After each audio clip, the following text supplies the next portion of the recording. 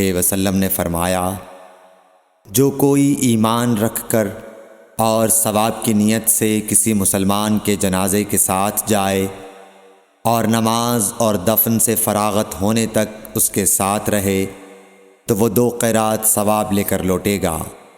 ہر قیرات اتنا بڑا ہوگا جیسے احد کا پہاڑ۔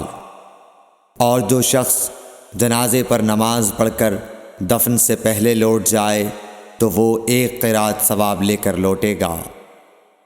صحیح بخاری حدیث نمبر 47۔ حضرت صلی اللہ علیہ وسلم نے فرمایا کہ مسلمان کو گالی دینے سے آدمی فاسق ہو جاتا ہے اور مسلمان سے لڑنا کفر ہے۔ صحیح بخاری حدیث نمبر 48۔ حضرت صلی اللہ علیہ وسلم اپنے حجرے سے نکلے، لوگوں کو شب قدر بتانا چاہتے تھے وہ کون سی رات ہے۔ اتنے میں 2 مسلمان آپس میں لڑ پڑے۔ آپ صلی اللہ علیہ وسلم نے فرمایا، میں تو اس لیے باہر نکلا تھا کہ تم کو شب قدر بتلاؤں، اور فلاں فلاں آدمی لڑ پڑے تو وہ میرے دل سے اٹھا لی گئی، اور شاید اسی میں کچھ تمہاری بہتری ہو، تو اب ایسا کرو کہ شب قدر کو رمضان کی 27ویں، 29ویں اور 25ویں رات میں ڈھونڈا کرو۔ صحیح بخاری حدیث نمبر 49۔ ایک دن حضرت صلی اللہ علیہ وسلم لوگوں میں تشریف فرما تھے کہ آپ کے پاس ایک شخص آیا اور پوچھنے لگا کہ ایمان کسے کہتے ہیں۔ آپ صلی اللہ علیہ وسلم نے فرمایا کہ ایمان یہ ہے کہ تم اللہ پاک کے وجود اور اس کی وحدانیت پر ایمان لاؤ، اور اس کے فرشتوں کے وجود پر، اور اس اللہ کی ملاقات کے برحق ہونے پر، اور اس کے رسولوں کے برحق ہونے پر، اور مرنے کے بعد دوبارہ اٹھنے پر ایمان لاؤ۔ پھر اس نے پوچھا کہ اسلام کیا ہے؟ آپ صلی اللہ علیہ وسلم نے پھر جواب دیا کہ اسلام یہ ہے کہ تم خالص اللہ کی عبادت کرو اور اس کے ساتھ کسی کو شریک نہ بناؤ، اور نماز قائم کرو، اور زکوٰۃ فرض ادا کرو، اور رمضان کے روزے رکھو۔ پھر اس نے احسان کے متعلق پوچھا۔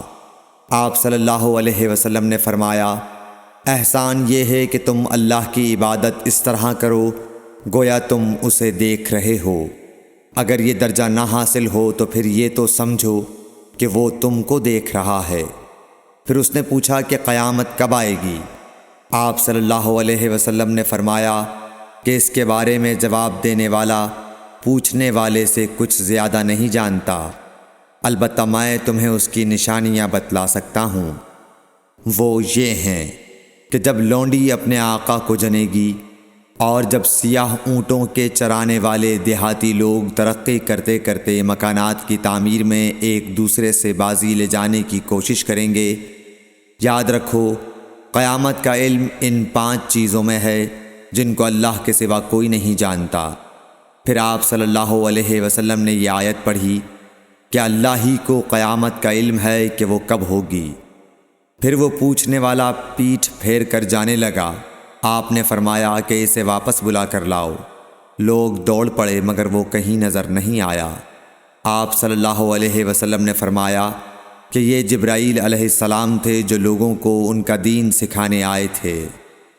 صحیح بخاری حدیث نمبر 50۔ ہرقل شاہ روم نے ابو سفیان سے کہا، میں نے تم سے پوچھا تھا کہ اس رسول کے ماننے والے بڑھ رہے ہیں یا گھٹ رہے ہیں؟ تو نے جواب میں بتلایا کہ وہ بڑھ رہے ہیں۔